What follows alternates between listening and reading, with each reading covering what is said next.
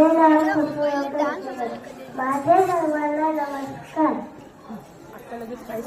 संगमनेरात प्रमुख पाहुणे वर्ग व माझ्या बालमित्रांनो, माझे सर्वांना नमस्कार. मित्रांनो, आज आपला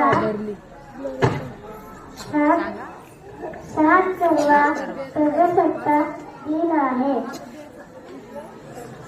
15 ऑगस्ट 1947 रोजी आपल्या देशात संविधान लागू झाले.